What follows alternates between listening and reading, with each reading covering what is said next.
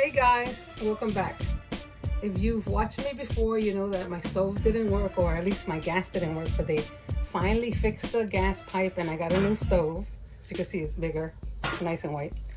And I'm gonna attempt to cook on it now. So today I'm gonna make some breaded pork chops, or schnitzel as the Germans call it. And I'm gonna make some eggplant parmesan. So with the eggplant, I'm going to show you, you could either do it with the peel on or the peel off. It all depends on you. It doesn't really matter to me, but if you don't like the peel, you could just peel it off with a, vegetable peeler. So I'm going to prepare this a little bit because you don't want to be in this boring video for a long time while I'm chopping stuff. And I'll be right back. Okay, well guys, I sliced up the eggplant and I'm with a mixture of breadcrumbs and panko. You can do either one. I just put a mixture. I had a little bit of panko, so I just put it in. Panko will make them crunchier, if anything. I was just testing my oil. That's why you see that one in there to see if my oil was hot enough.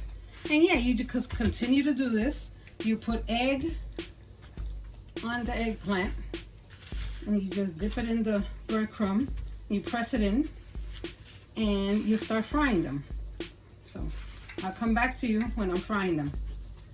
I'm using these herb and garlic and herb breadcrumbs, but I did put a little bit of adobo and some Mrs. Dash, but you could put any seasonings you want.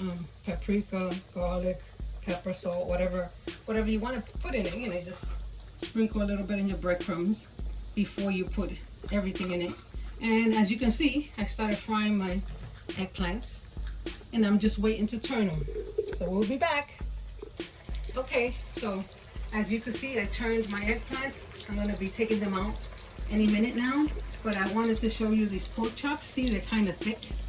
And what I'm gonna do is, off camera, so I'm gonna put these in a Ziploc bag and I'm gonna beat them flat. So I personally don't have one of those meat things, whatever they're called.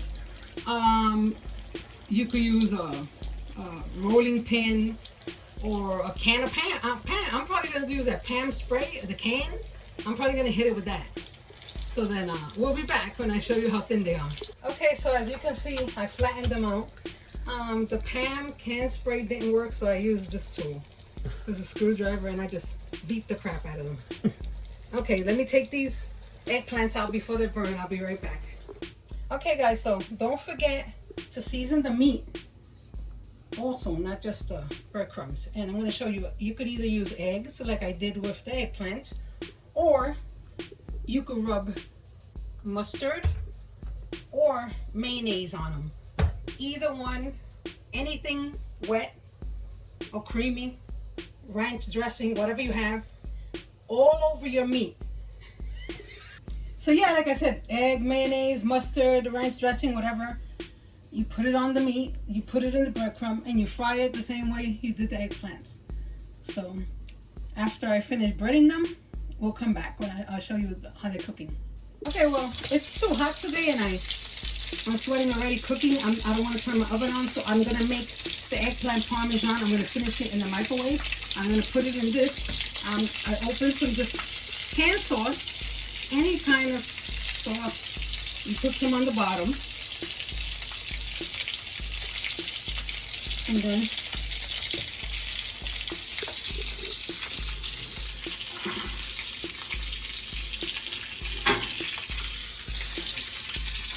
you line it up like this.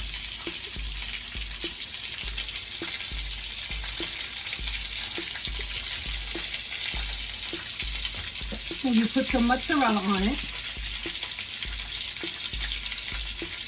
And you continue to do that. I'm going to cook some more later, but I just wanted to show you. So you just continue to stack it, sort of like lasagna. And then I'm just going to pop it in there for 5 or 10 minutes. Whenever the cheese melts, gooey all over, it's done. So I'll be back to show you when the meat is finished and how the plate's going to look. Okay, guys. I took my eggplant out of the microwave. I'm going to get a piece of pork, put it right there. I need to get like a spatula